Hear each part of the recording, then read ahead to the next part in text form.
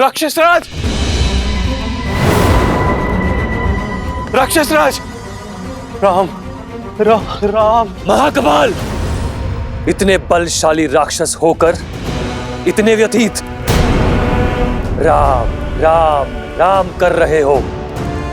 मुख से और शब्द निकालोगे तब व्यथा समझ आएगी। वो राम दशरथ का पुत्र सहस्त्र राक्षसों का संहार करके हमारी ओर बढ़ रहा है। मर्यादा और धर्म का रक्षक राम ऋषि अगस्त से भेंट करने गया है, वही जो जन्म से बली है और कर्म से प्रखर। ऐसे में यदि वो दिव्य अस्त्र राम को मिल गया तो उसे कोई रोक नहीं पाएगा। मैं रोकूंगी।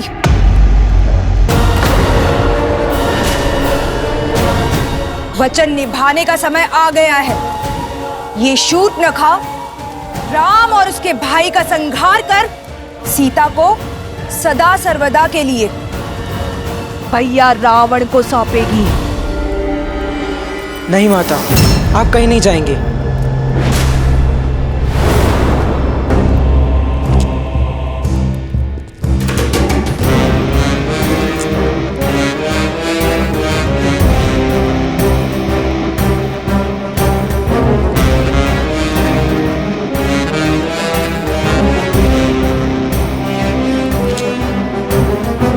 नहीं रुक सकती हूं मैं पुत्र। मैं वचन दे चुकी हूं शंभू। पुत्र के बड़ा होने के पश्चात यदि अगर माता को परिश्रम करना पड़े तो धिक्कार हो ऐसे पुत्र पर। आपके दिए गए वचन का दायित्व मैं उठाऊंगा माता। देखिए मुझे, अब मैं भोला भाला बालक शंभू नहीं रहा। मामा श्री खर और दुष्यंत ने मुझे माया युद्ध की हर एक चाल सिखाई। आप इतने वर्षों से प्रयास कर रहे उन दोनों वनवासियों भाइयों को मारने का आज प्रयास करने का अवसर मुझे दीजिए माता। विश्वास रखिए, उन दोनों वनवासियों को मारकर सीता को बंदी बनाने के लिए मैं अकेले ही पर्याप्त हूं। बधाई हो शूर्पणखा।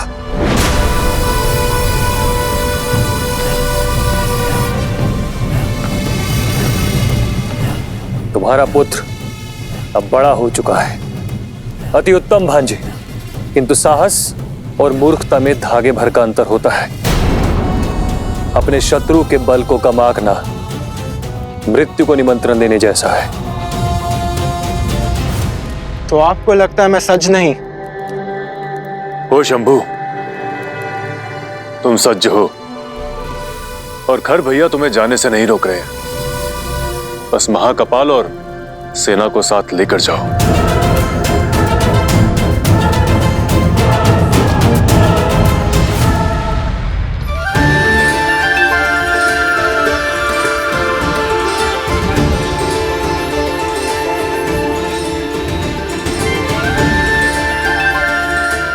ये दिव्य खड़क तुम्हारा हुआ लक्ष्मण, कर्तव्य निर्वहन में उपयोगी सिद्ध होगा।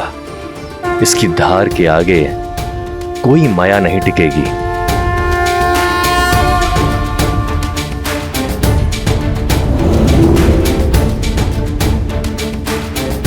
ये विश्वकर्मा द्वारा निर्मित वैष्णव धनुष है। इसकी विशेषता यह है कि इसकी प्रत्यंचा पर चढ़ाया एक तीर अनेक तीर में गुणित हो जाता है।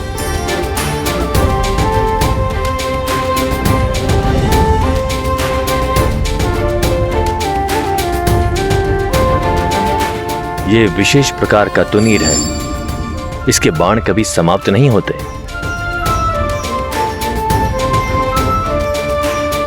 धन्यवाद ऋषिवर, आपके आशीर्वाद और उपहार से मैं अपना धर्म निभाऊंगा। इस वन को राक्षसों के प्रकोप से मुक्त करूंगा।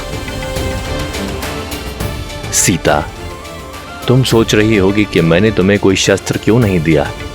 तुम्हारे पास तो इस संसार का सबसे अद्भुत और शक्तिशाली अस्त्र है। वो है राम के प्रति प्रेम और समर्पण। इससे तुम किसी भी पाप और किसी भी अधर्म को मिटा सकती हो। ऋषिवर, अब हमारा मार्गदर्शन कीजिए कि हमें किस मार्ग पर चलना चाहिए। ध्यान और धर्म का गण है पंचवटी। वहीं बसेगी राम और सीता की गृहस्थी।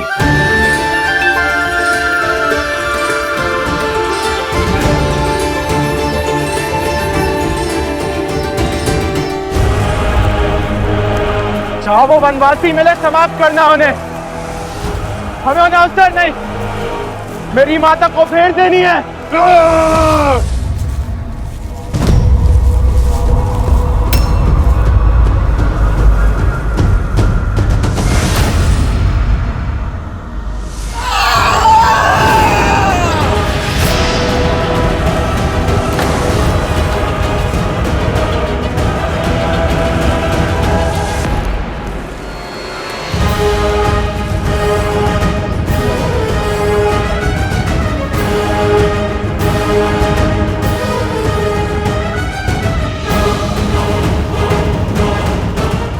मार्ग छोड़ो।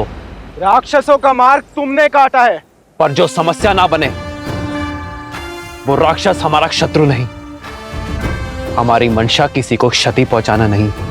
क्षति तो अब हम पहुंचाएंगे, तुम्हारे गौरव को, तुम्हारे सम्मान को। तुम्हें क्या लगा इतने राक्षसों का वध कर तुम चुपचाप चले जाओगे और राक्षस जाति मौन बैठेगी? हम प्रतिकार लेंगे। यदि लेना ही है तो अपने मन से अहंकार को लो और उसे भस्म कर दो। हम राक्षसों को ज्ञान लेने में कोई रुचि नहीं, हम घाव देने में विश्वास रखते हैं। आक्रमण!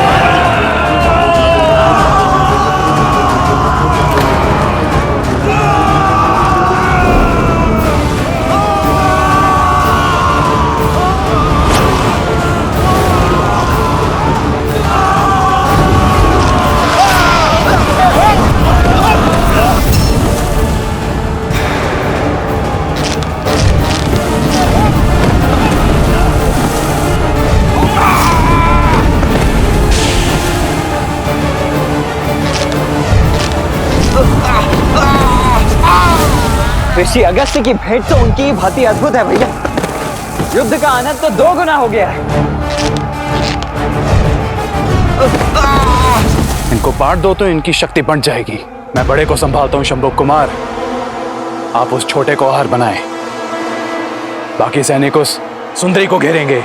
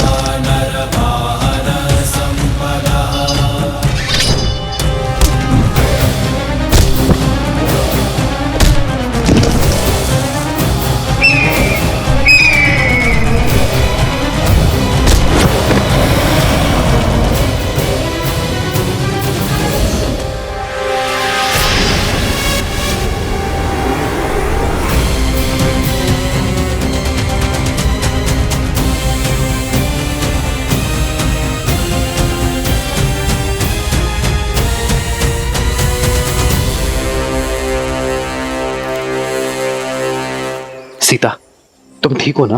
श्री राम और भैया लक्ष्मण के होते हुए मुझे कुछ नहीं हो सकता है।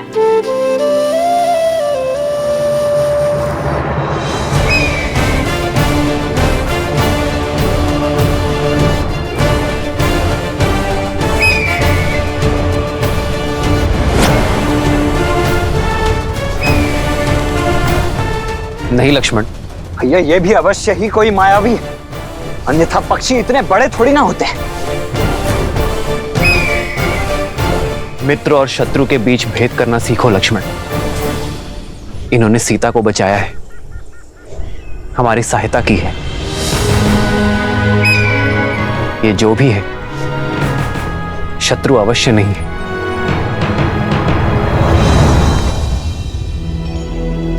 गिद्धराज से भेंट भई बहुविधि प्रीति बढ़ाई, गोदावरी निकट प्रभु रहे परन ग्रह छाई। आपने मुझे अपना ऋणी बनाया है,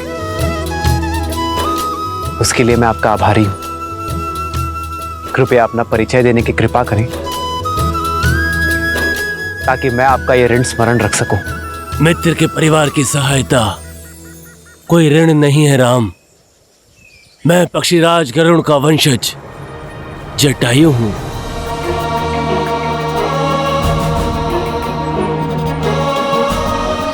पक्षीराज जटायु? मैंने अपने पिताश्री अयोध्यापति महाराज दशरथ से आपके वीरता और मित्रता की कई कथाएं सुनी हैं अपने बालपन में। हमारा प्रणाम स्वीकार करें।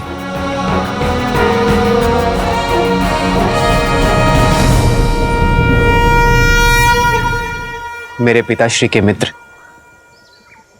मेरे भी पिता तुल्य हुए। आप हमारे लिए वंदनीय हैं पक्षीराज। ये मेरा अनुज लक्ष्मण है और ये मेरी धर्मपत्नी मिथिला की राजकुमारी सीता। कितनी सौभाग्यशालिनी हूं मैं कि मायके और ससुराल से दूर होते हुए भी पिता समान पक्षीराज के सुरक्षा में हूं मैं। मित्र दशरथ की पुत्र वधु मेरी भी वधु हुई ना पुत्री। सदा सौभाग्यवती भव। किंतु आप तीनों इन राक्षसों से भरे घने वन में वनवासी भेष में क्यों घूम रहे हैं?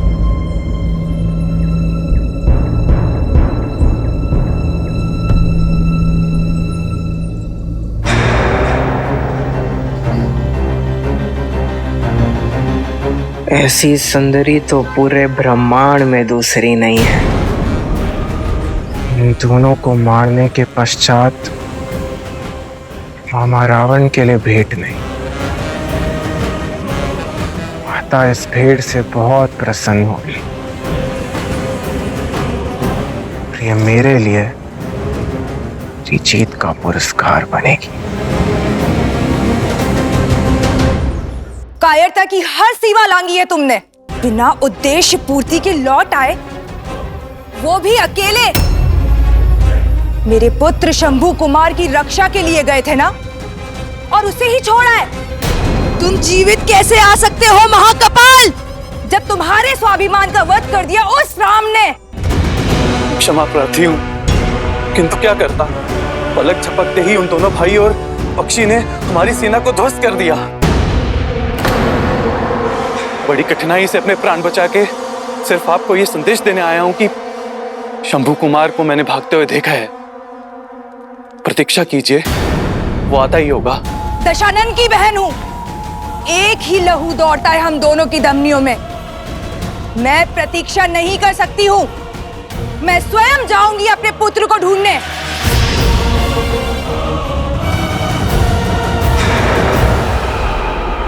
महाराज दशरथ के साथ एक युग का अंत हो गया। वो केवल मेरे परम मित्र ही नहीं थे, किंतु एक धर्मनिरपेक्ष राजा, एक न्यायोचित सम्राट भी थे। एक महान योद्धा खोया है संसार ने देवासुर संग्राम में। अन्याय के विरुद्ध लड़ने का निर्णय लेने में एक क्षण नहीं लगाया उन्होंने।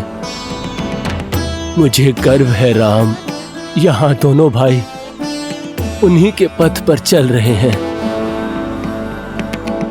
अन्याय के विरुद्ध ये यात्रा सरल नहीं है, किंतु निश्चिंत रहना राम, मैं आकाश से सदा तुम तीनों पर दृष्टि रखूंगा। पर फिर भी सावधान रहिएगा। पंचवटी दिखने में जितना सुंदर है उतना ही भयंकर भी। यहाँ प्रत्यक्ष और प्रमाण में अधिक अंतर नहीं है, पग पग पर संकट है।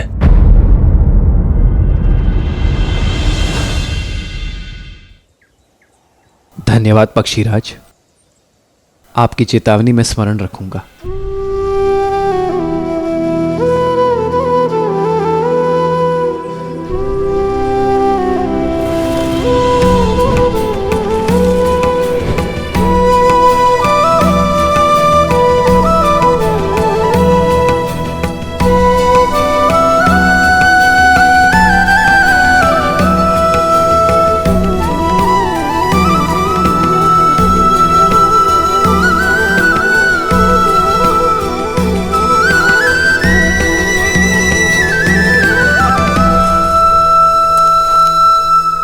पर मैं सदा सज्ज रहूंगा अपने मित्र के संतान की सहायता के लिए। विदा।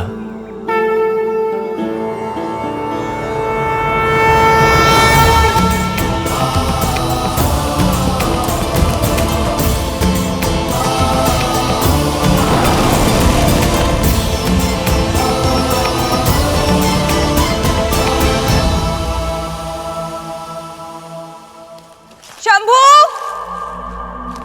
कहाँ हो पुत्र? शंभू,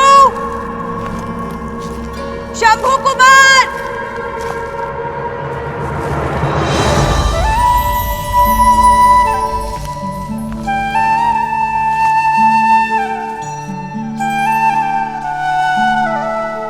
ये स्थान हमारे निवास के लिए उचित रहेगा। ये पथरीला पर्वत हमारी रक्षा करेगा। जैसी आपकी इच्छा भैया। मैं अभी यहाँ कुटिया बनाने की सारी तैयारियां आरंभ करता हूँ।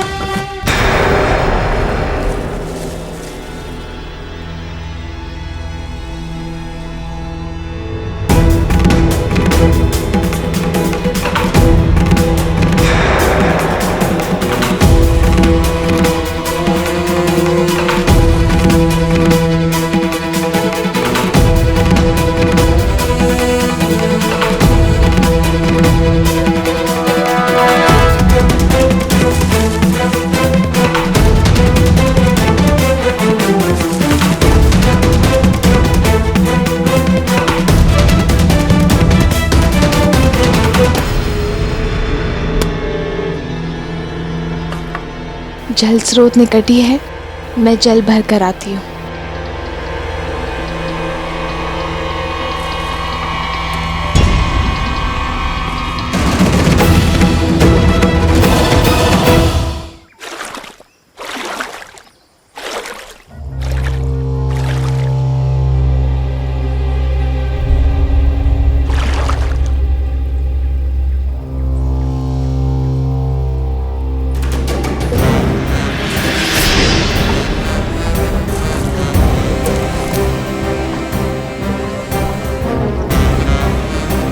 भाभी माँ,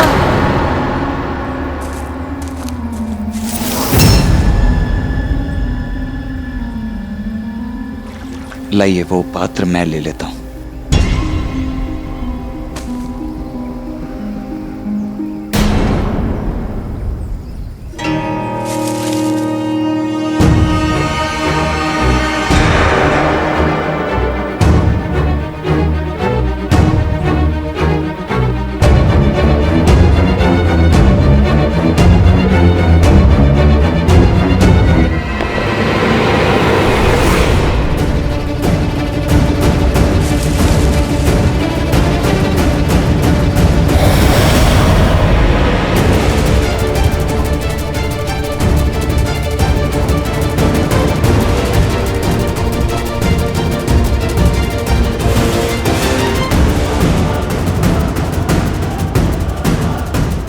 क्या देख रहे हो लक्ष्मण भैया?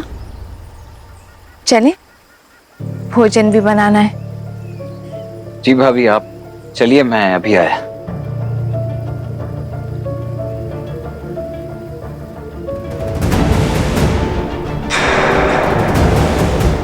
पहले तो ये वृक्ष यहाँ नहीं था,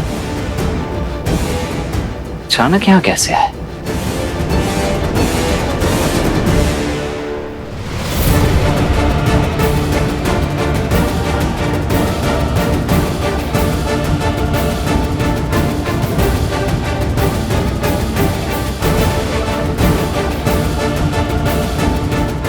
शंभू कुमार, पुत्र पुत्र शंभू कुमार।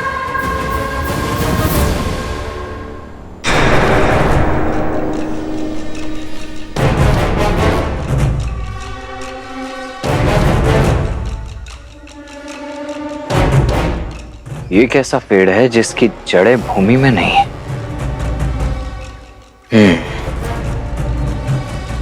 होगा, मुझे क्या।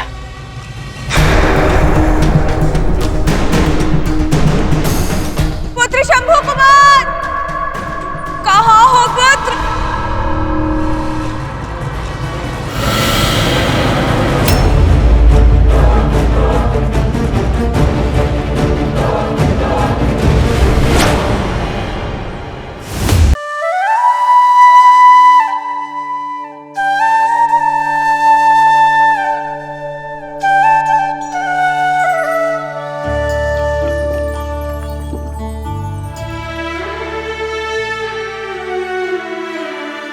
जल मीठा है सीते, और आपकी आंखों में ये जो जल है वो संसार से अपना मन छुपा सकते हैं, पर अपनी सीता से नहीं यार। पिताश्री का स्मरण हो रहा है ना, पक्षीराज जटायु को गले लगाकर आपको पिताश्री के ना होने का दुख बीत गया ना। कभी कभी तो लगता है कि तुम ही मेरा मन हो सीते।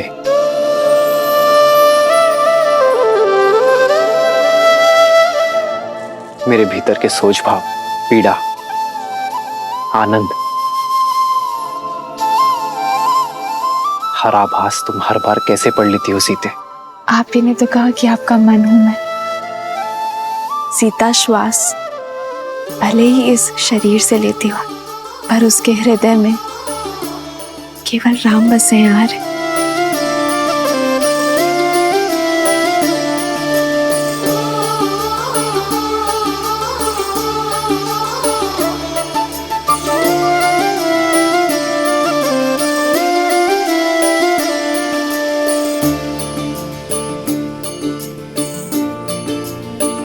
तभी तो इस निर्जन वन में इतने वर्ष तुम्हारे साथ कैसे बीत गए सीता, मुझे ज्ञात ही नहीं चला।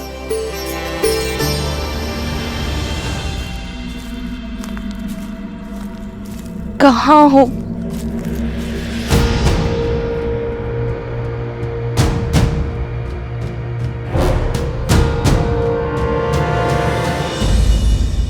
कभी कभी तो ये वनवास वरदान लगता है आर्य। अयोध्या में होते तो राजकाज में आपको कहाँ समय मिलता कि आप अपने सीता के बिखरे केश संभाल सके।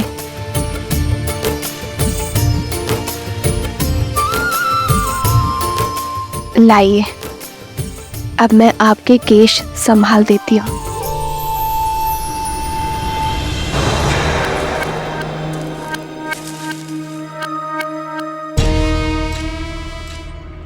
संभाला तो है तुमने मुझे सीते, मेरे संकल्प को संभाला है। इस धर्म यात्रा की रथ हो तुम।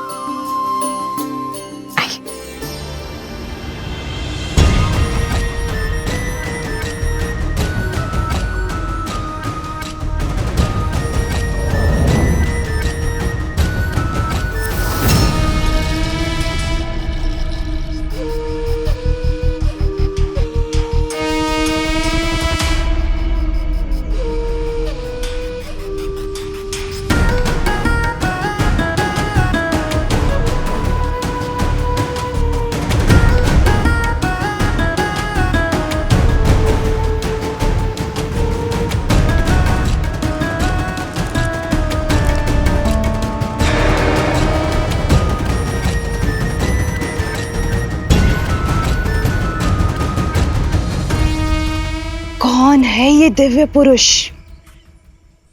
जिसने शूर्पणखा का मन मोह लिया? इतना सुंदर मन भावन पुरुष अवश्य यही राम है, और ये सीता। जिस आशा से भैया ने मुझे दंडक में भेजा था, आज वो पूरी होती दिखाई दे रही है।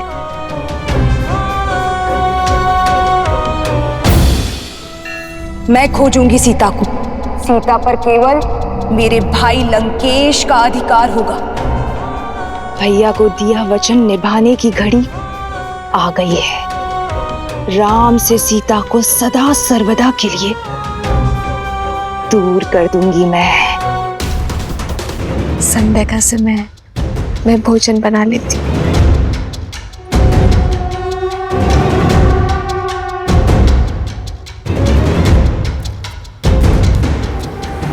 अंततः मेरे योग्य वर की खोज समाप्त हुई। एक ही तीर से 2 लक्ष्य साधूंगी मैं। भैया रावण को सीता मिलेगी और मुझे ये मन भावन राम।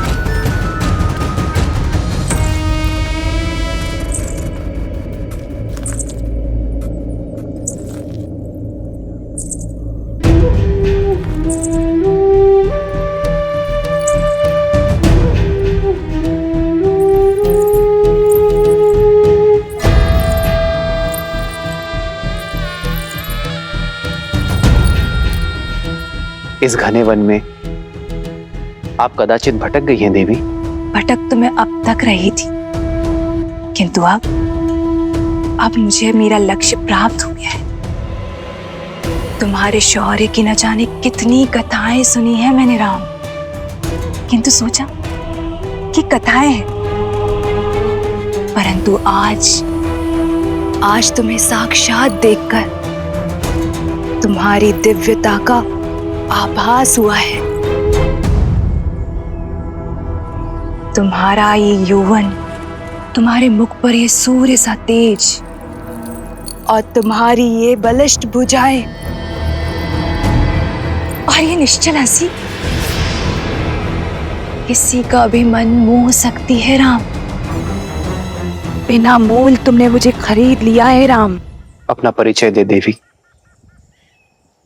और यहाँ आने का प्रयोजन बताएं। प्रयोजन भी तुम हो और प्रारब्ध भी तुम, मन की इच्छा भी तुम हो और तन की कामना भी तुम। मैंने अपना नहीं, आपका परिचय पूछा है देवी। क्या ये पर्याप्त नहीं कि मैं एक सर्वांग सुंदर स्त्री हूं और तुम एक सर्वश्रेष्ठ पुरुष? हमारा प्रेम और संबंध हमारा परिचय बन जाएगा और मेरे यहाँ आने का प्रयोजन तुम मेरी आंखों में देख पाओगे। ओह, मुझे वो पुरुष बहुत भाते हैं जिन्हें पाना थोड़ा कठिन होता है।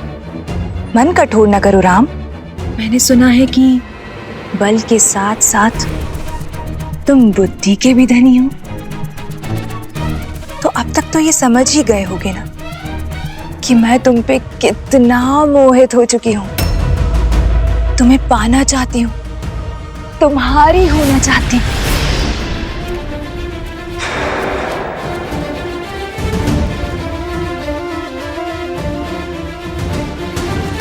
मैं आपके प्रेम का अनादर नहीं करना चाहता,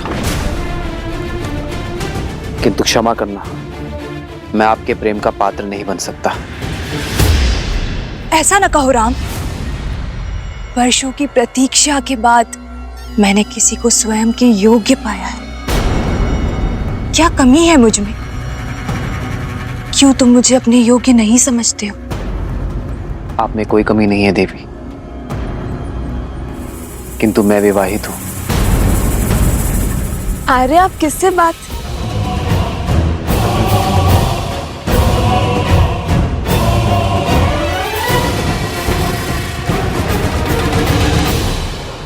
आओ सीता, इनसे मिलिए देवी। यह है मेरी धर्म पत्नी जनक नंदिनी सीता। मुझे तुम्हारी धर्म पत्नी से कोई समस्या नहीं है राम, क्योंकि राजाओं और राजकुमारों का धर्म उन्हें कई पत्नियां रखने की अनुमति देता है। मैं कोई राजा नहीं हूं देवी, एक साधारण सा वनवासी हूं। उससे विवाह करके तुम साधारण नहीं रहोगे राम, क्योंकि मैं 10 लोकों के स्वामी लंकापति दशानन रावण की प्रिय बहन शूर्पणखा हूं।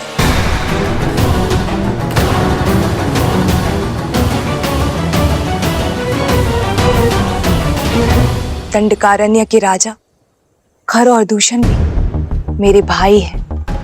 मुझसे विवाह करके तुम दंडक के राजा बन जाओगे और मैं बनूंगी तुम्हारी महारानी। और यदि तुम चाहो तो तुम्हारी इस सीता को मैं अपनी दासी का पद सौंप दूंगी। क्षमा करें देवी, मुझे राजपाट पद प्रतिष्ठा से कोई मोह नहीं है, अन्यथा मैं वनवास में नहीं होता। मेरी दशा समझे देवी।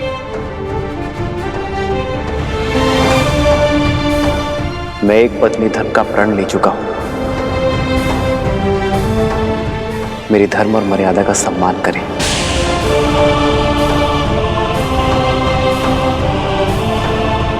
ऋतु स्नान से पवित्र एक स्त्री का प्रेम प्रस्ताव ठुकराना भी तो अधर्म है न राम? क्या तुम ये पाप करोगे? अंतर है देवी। जीवन के 4 पुरुषार्थ में से धर्म काम से पहले आता है। यदि कोई कर्म धर्म संगत ना हो, धर्म की सीमा में ना हो, तो वो कर्म अधर्म और पाप का कारण बन जाता है। आपके प्रस्ताव में काम है देवी, और मेरी नाम है धर्म है। मैं यहाँ नीति और शास्त्र का पाठ पढ़ने नहीं आई हूं, मैं तो तुमसे विवाह करने आई हूं राम। भैया, जल ले आया।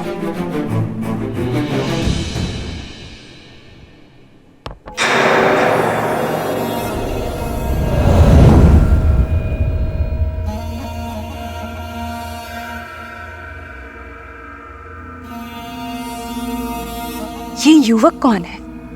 ये मेरा अनुज लक्ष्मण है।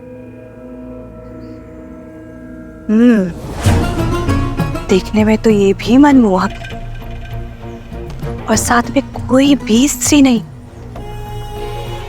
इसे विवाह प्रस्ताव दे सकती हूँ ना? आप एक स्वतंत्र नारी हैं देवी, और लक्ष्मण एक स्वतंत्र पुरुष। प्रस्ताव देना आपकी इच्छा है, और उसे स्वीकार करना ना करना लक्ष्मण की।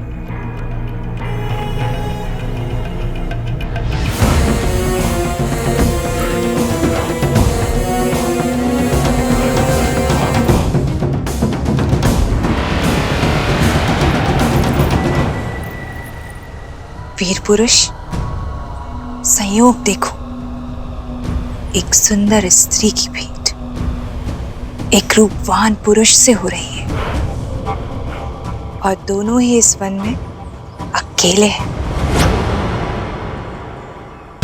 मेरे पति अब इस दुनिया में नहीं रहे।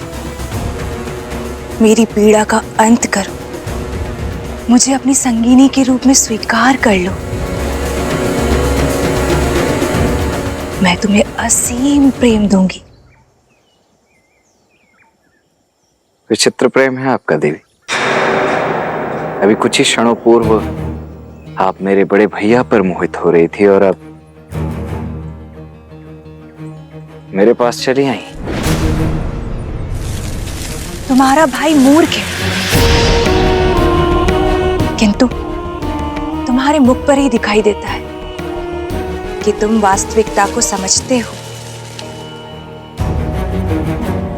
वास्तविकता से तो कदाचित आप अनिभिज्ञ हैं देवी। आप महाबली लंकेश की बहन हैं, राजकुमारी हैं, और मैं तो अपने भैया का एक तुच्छ सा दास मात्र हूं। अब मेरी संगिनी बनने का अर्थ होगा कि मेरे भैया और भाभी की दिन रात सेवा करना। अब आप जैसी सुंदर राजकुमारी ऐसा करेंगी, ये तो होगा नहीं, और आपको ऐसा करते देख मैं पाऊंगा नहीं। इसलिए यदि आज्ञा लेनी है तो स्वामी से लीजिए, दास से नहीं।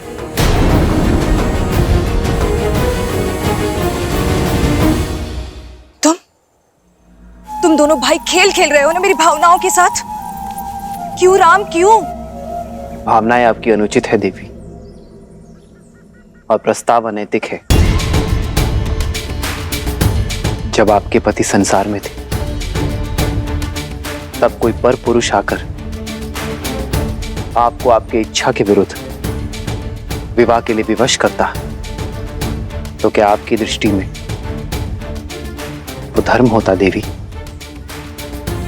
यही स्थिति मुझ पर लागू होती है। और संबंध प्रेम और समर्पण से बनता है देवी, कामना और छीनने के प्रयास से नहीं। आपके लिए यही श्रेष्ठ होगा कि आप किसी ऐसे व्यक्ति को खोजें जो आपसे प्रेम करे। वही आपको संतोष दे पाएगा देवी। मैं अपनी सीता से अत्यंत प्रसन्न हूं। मैं अपनी सीता के अतिरिक्त किसी और से प्रेम कर ही नहीं सकता देवी।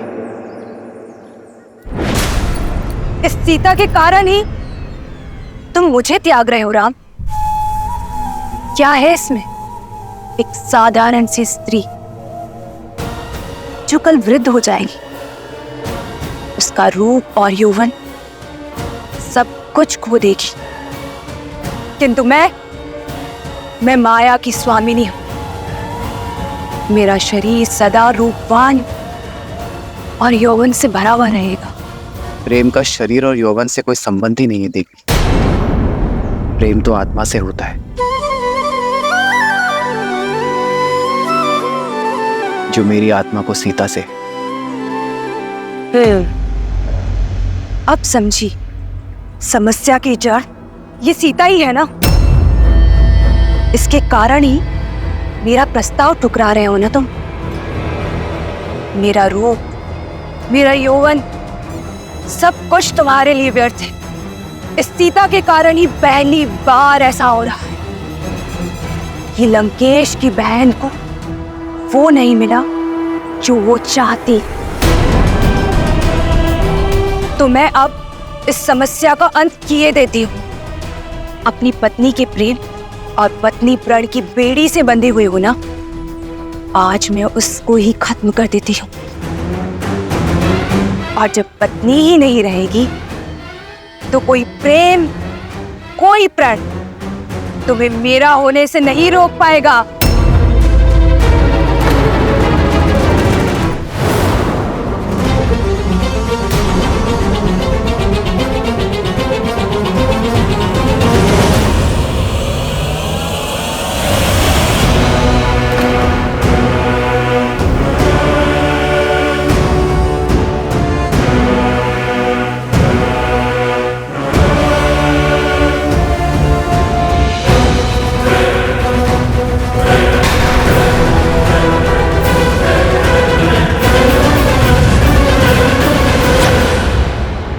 दुष्ट राक्षस है। सीते, नहीं भैया लक्ष्मण, स्त्रीवध का महापाप मत लीजिए।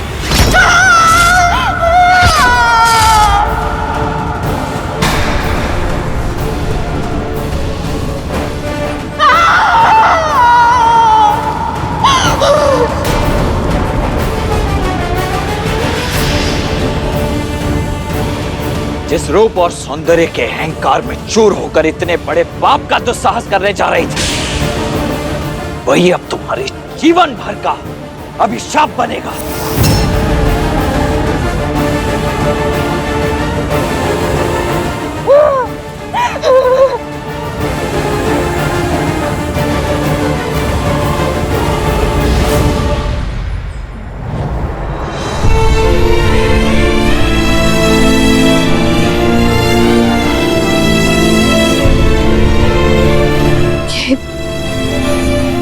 ये उचित नहीं हुआ है।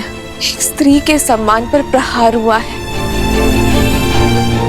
इसका मूल्य हमें चुकाना ही होगा। ताड़कावध से पूर्व गुरु विश्वामित्र ने भी कहा था, स्त्री हो या पुरुष, जो कोई भी धर्म की सीमा लांघ दूसरे के कष्ट का कारण बने, उसे दंड तो अवश्य मिलना ही चाहिए। सीता, लक्ष्मण ने जो कुछ भी किया तुम्हारे प्राण बचाने के लिए किया। शूर्पणखा को उसके कर्मों का फल मिला। जब मनुष्य अपने रूप और शक्ति के कारण अनुचित कार्य करता है, अधर्म करता है या औरों को अधर्म करने को प्रेरित करता है, तो उसे उसका दंड अवश्य मिलता है। सीता, जिस रूप और पद के गर्व के कारण शूर्पणखा ने यह पाप किया, उसका छिन जाना ही उसका फल है। सीता, परंतु उस पर जब प्रहार हुआ, हमारा कर्म था रे। अपने कर्मों से तो हम विमुख हो ही नहीं सकते सीते, उसका फल तो अवश्य मिलेगा, किंतु उसका सामना हम एक साथ करेंगे।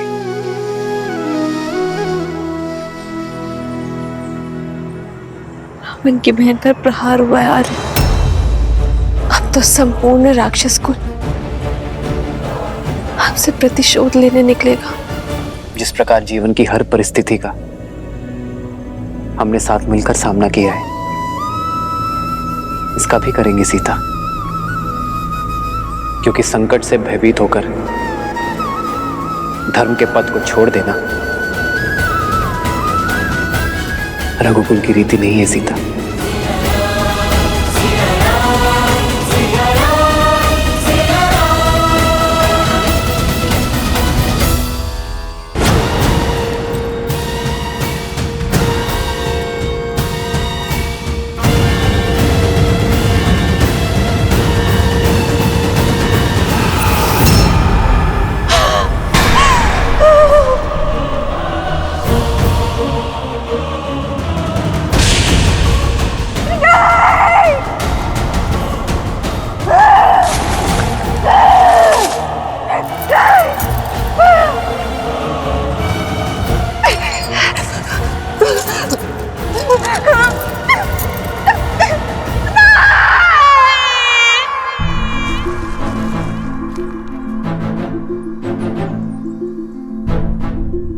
राक्षस प्रजाति हमसे प्रतिशोध लेने अवश्य आएगी लक्ष्मण। हमें शीघ्र अतिशीघ्र यहाँ एक गुफा का निर्माण करना होगा, ताकि मैं पंचवटी में इनका सामना कर सकूं और सीता यहाँ सुरक्षित रहे। आप क्यों भैया? रक्षक का धर्म तो मेरा है, इसीलिए इन राक्षसों का सामना भी मैं ही करूंगा। आप यहाँ भाभी माँ के साथ रहिए। तुम्हारे सामर्थ्य पर तनिक भी संदेह नहीं है मुझे लक्ष्मण। तभी तो संसार में सबसे अमूल्य, सबसे महत्वपूर्ण सीता की सुरक्षा का दायित्व मैंने तुम्हें सौंपा है।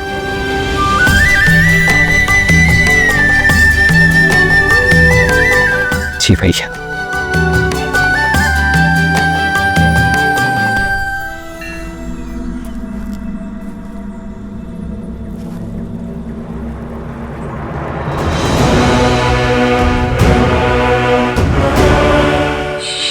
शंभू,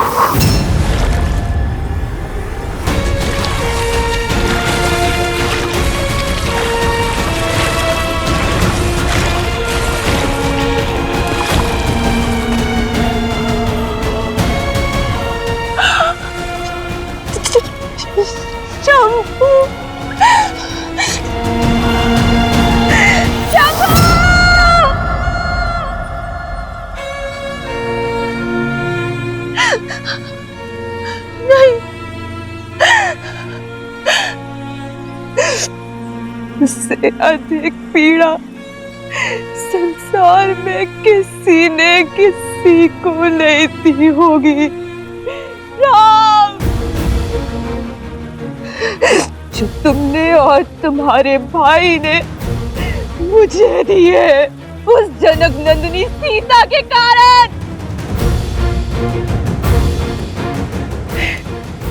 एक स्त्री के लिए उसका रूप और माल, और एक माता के लिए अपने संतान के प्राण संसार में सबसे अधिक प्रिय होते हैं। और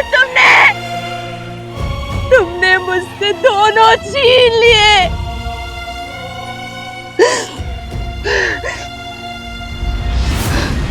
नहीं छोड़ूंगी,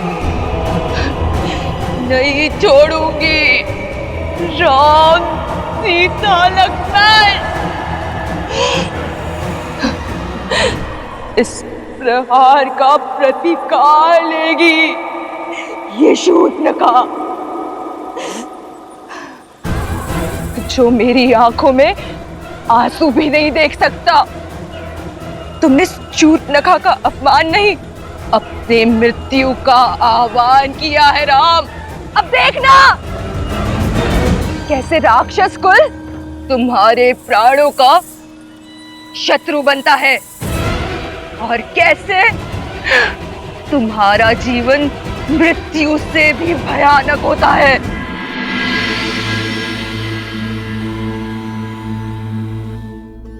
ये कैसा विरोधाभास है महादेव? एक और श्री राम शापित अहिल्या का उद्धार करते हैं, राक्षसी ताड़का को मां कहकर पुकारते हैं, और वहीं दूसरी ओर शूर्पणखा के साथ इस घटना का समर्थन भी करते हैं। उसे क्षमा क्यों नहीं किया दीन दयालु श्री राम ने?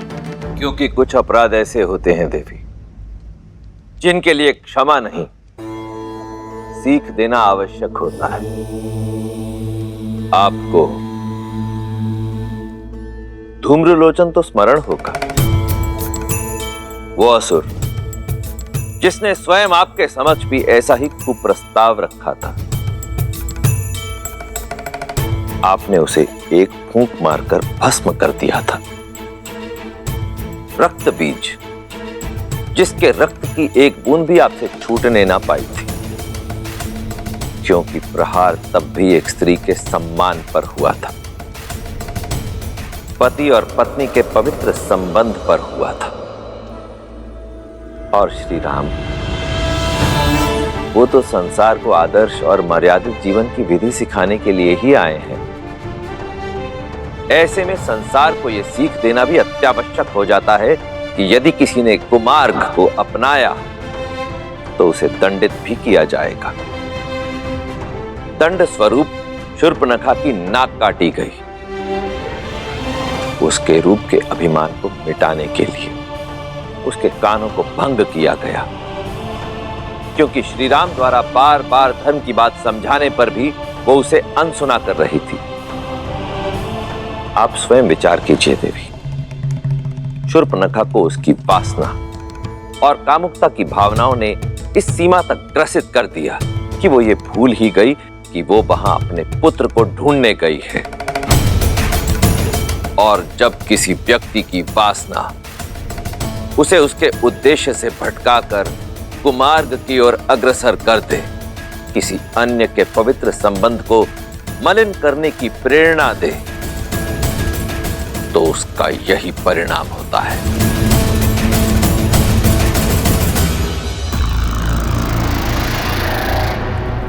भैया!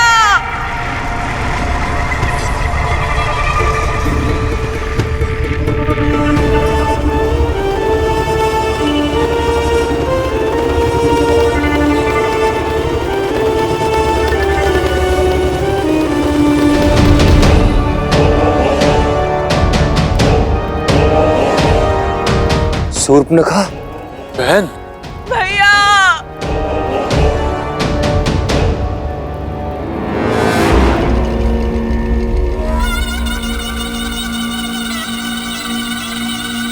बहन, ये कैसे? किसने किया ये दुस्साहस? भैया, लक्ष्मण ने, राम के भाई लक्ष्मण ने किया ये। मुझसे मेरा रूप, मेरा घर सब छीन लिया। भैया, रक्षवंश का सम्मान ही नहीं,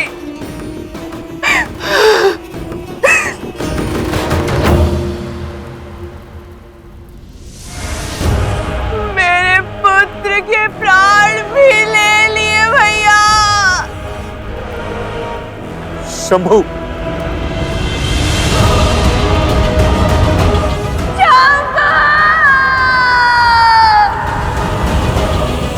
वनवासियों का इतना दुस्साहस, इसका मूल्य चुकाएंगे वो। अपना प्रतिशोध पूरा होते देखोगी तुम बहन। ऐसी मृत्यु देंगे उन वनवासियों को कि भय का दूसरा नाम दंडकारण्य भी भयभीत हो उठेगा। उचित कहा दूषण, किंतु उससे पूर्व शंभू की अंत्येष्टि करनी होगी।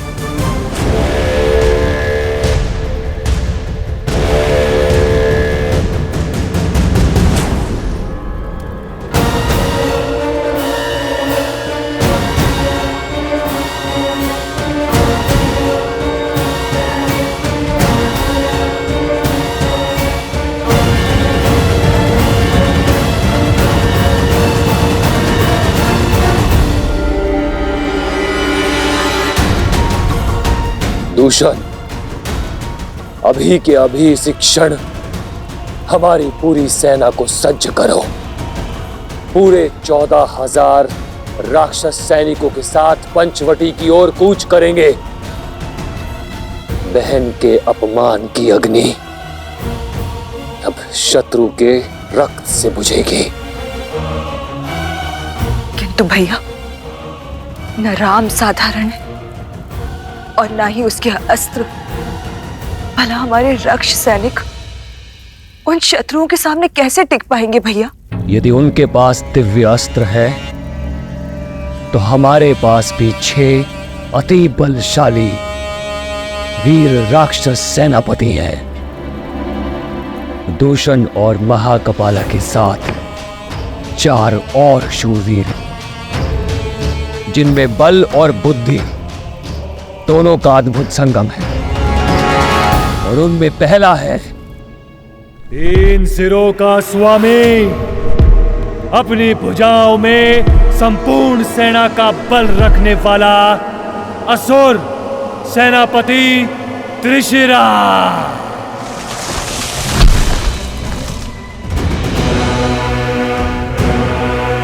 दूसरा छल, बल और युद्ध कौशल का धनी, निपुण, निर्भीक, महापराक्रमी रामदेव।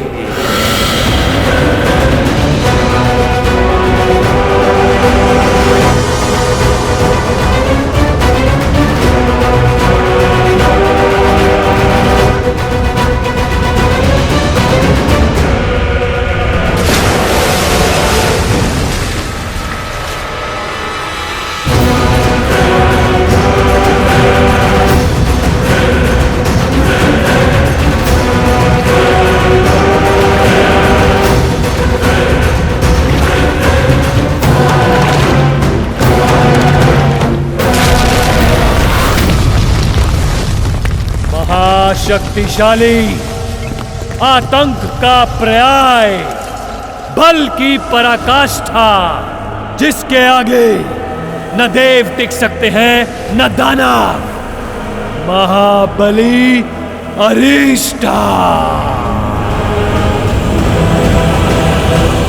और सबसे शक्तिशाली अस्त्र, कुटिलता में पारंगत, दया से दूर, बल से भरपूर, अनेकों बार इस धरा को संतों के रक्त से रंगने वाला, परम प्रतापी स्थूलक्षा,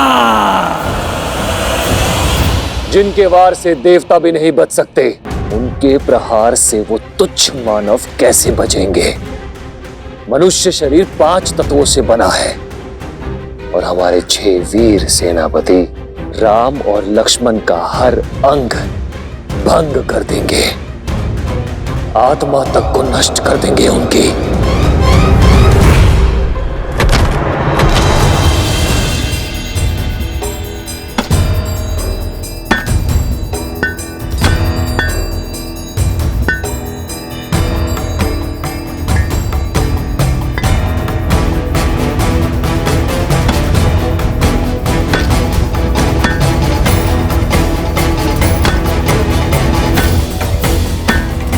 बस कीजिए भैया,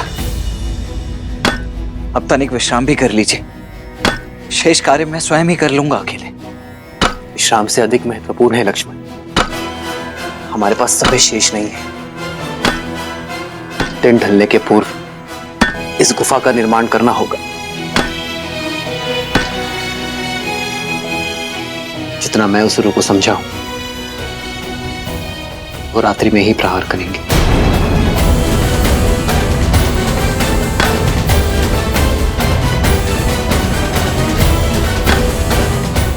जो आ गया भैया।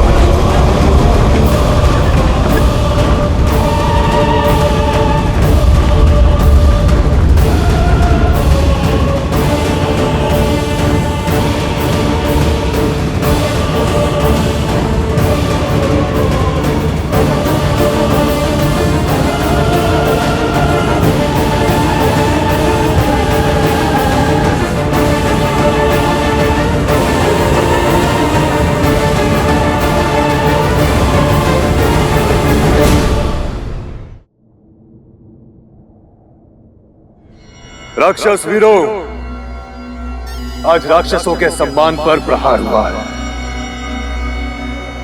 2 तुच्छ वनवासियों ने हमारे बल को ललकारा है, हमारे शौर्य को चुनौती दी है।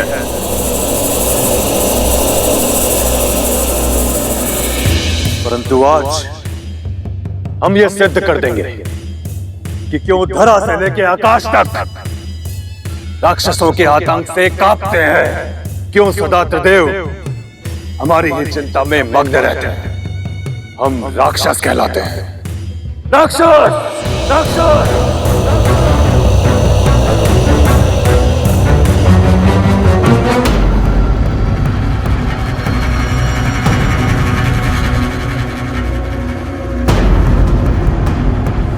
तेरे 6 वीर सेनापति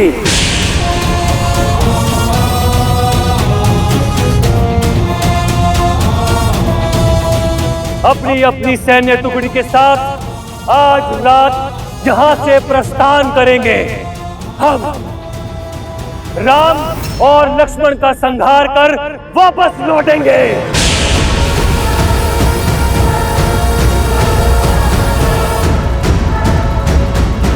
और इस द्वंद्व में हमारा पुरस्कार होगी ब्रह्मांड सुंदरी सीता।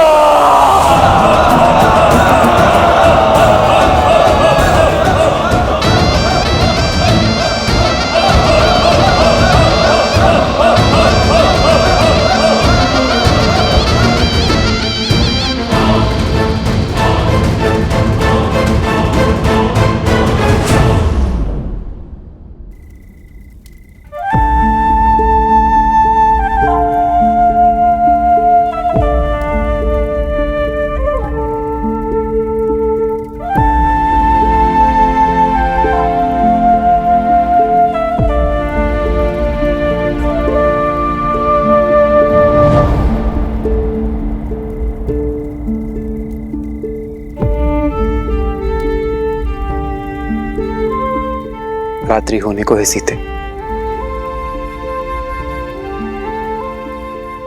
तुम लक्ष्मण द्वारा सुरक्षित इस गुफा में ही रहना। मैं पंचवटी में आने वाले संकट की राह देखूंगा। ये सब मेरे कारण हो रहा है ना आर्य? हाँ, संसार के दुष्टों के संहार का कारण हो तुम सीता।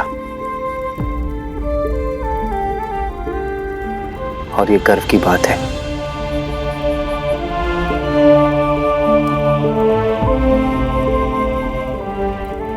मुस्कुरा भी दो सीता। मेरी सीता के सुंदर मुख पर चिंता का भाव शोभा नहीं देता।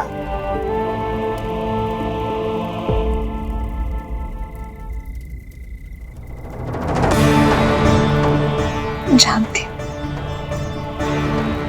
विजय धर्म की ही होगी, मेरे श्री राम की ही होगी। भाभी माँ की आप तनिक भी चिंता मत कीजिए भैया। मैं उनकी रक्षा उसी प्रकार करूंगा जिस प्रकार पलकें आंखों की करती है। जानता हूं लक्ष्मण, तभी तो अपनी प्राण प्रिय सीता की सुरक्षा का उत्तरदायित्व मैं अपने वीर भाई के कंधे पर सौंप कर जा रहा हूं।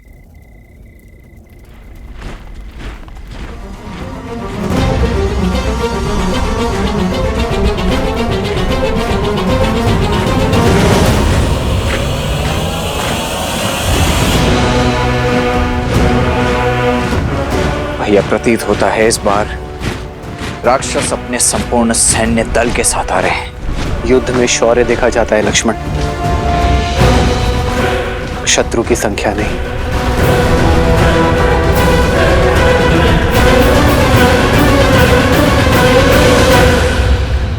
आर्य,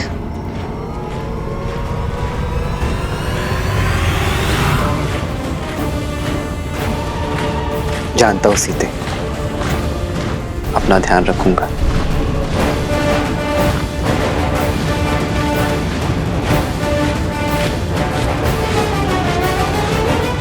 लक्ष्मण,